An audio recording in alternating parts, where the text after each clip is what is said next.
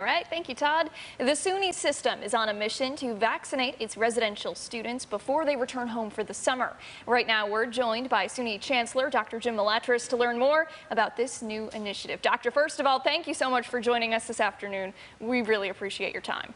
Thanks for having me on. It sounds like lovely weather too, so a great day. Absolutely. Yeah, for sure. Another great thing is this ambitious project. So I guess first of all, explain what it will take to vaccinate all of these students in such a short amount of time.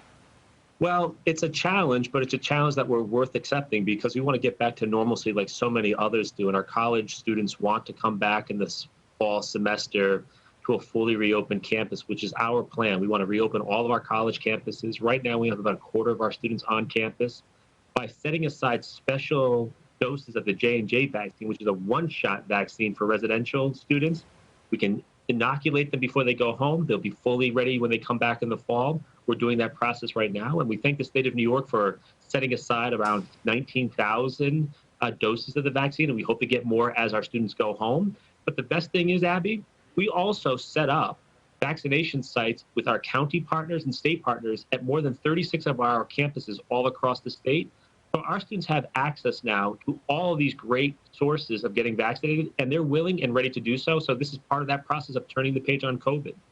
Excellent. And we saw 18,000 doses of the Johnson & Johnson vaccine are coming to SUNY. Can you explain why it's so important to have that one-dose vaccine for the students?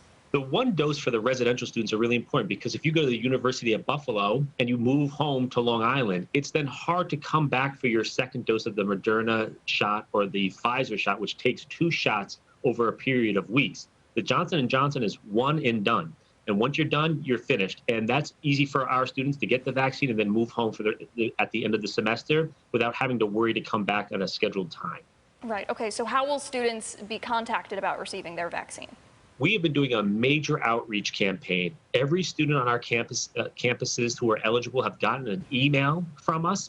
Their campus leadership are reaching out to them, and we're doing a public relations campaign, not with just me, but student ambassadors, because who students listen to are their peers.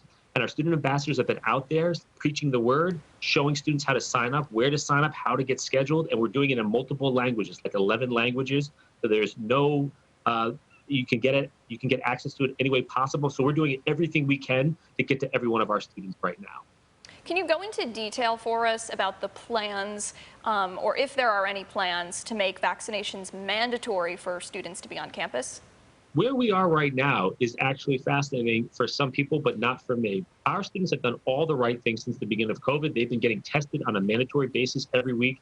They've been subject to masking policies and other policies. They want the vaccine. There is no vaccine hesitancy among these SUNY students. They want to go back to a normal existence on their college campus.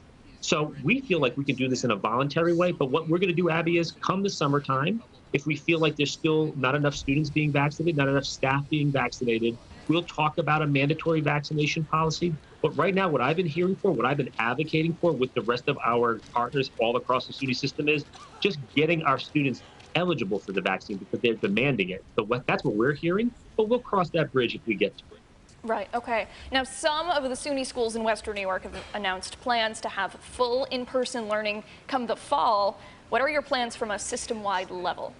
That's what we're looking at, too. We want to reopen our campuses. We want to get students back to a fully in-person environment. We want them to move back to a more normal existence. The vaccine will get us there. That's how we get this done. But we're looking forward to that. This has been a really long year for all of us. I'm sure you've experienced it. I've experienced it, but especially with our students. They are living alone on campus. They're doing remote learning in many cases. It's been really difficult for them.